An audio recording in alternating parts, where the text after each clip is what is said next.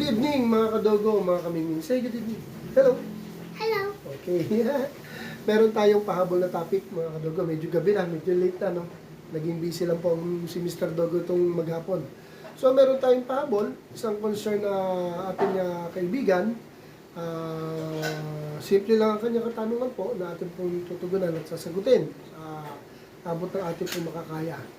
So ang katanungan niya po ano daw po ang benefit ng pagpapaneuter o pagpapakapon sa alaga natin, aso o pusa. Kasi balak niya po magpaneuter. Saan daw po ba meron naggaganon? Meron po ba daw mura o magkano po ba? Or meron ba libre? Kaya isa-isahin lang natin.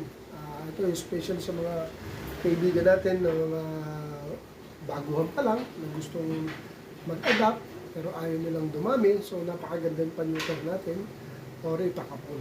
Mapaaso, mapahani. Mapapusa, I mean. So ano ba ang kahalagahan ng pagpapakapon? Una-una sa population. Hindi, ang dali nilang dumami. So, maganda kasi pakapon natin kung talagang alaga ang habol natin. So, yun nga, pag kinapon, hindi ganun dadami. Pangalawa po, mas maalagaan natin ang mga alaga natin, mapaaso o hayop, kung ikakapon sila dahil hindi sila dadami totally. Talagang maalagaan natin siya.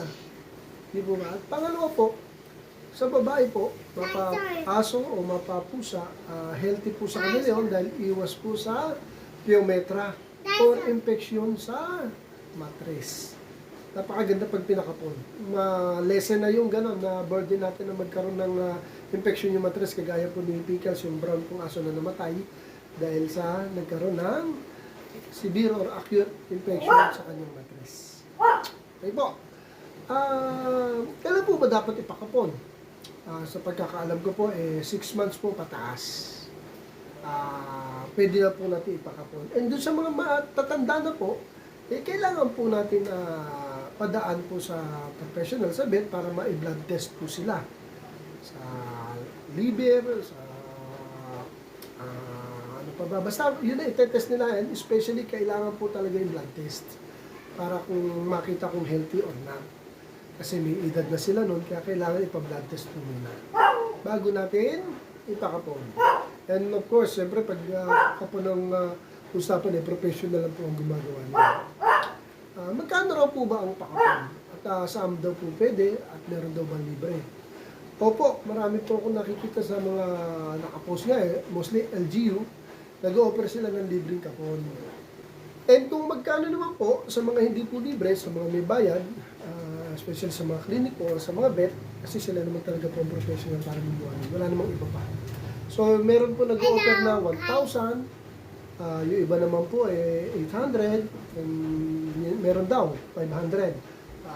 Mag-search na lang po tayo. At marami naman pong sasagot kung sakali mag-post po tayo sa mga group, kung saan ba may magandang vet clinic para magpakapon ng ating mga alaga. Or mag-abang tayo sa mga LGU na nag-o-offer ng libreng neuter. Kaya, yun. Napakaganda kasi ako gusto ko rin magpakapon. Remember, ako halos nagre-rescue na rin ng mga pusang maliliit sa daan.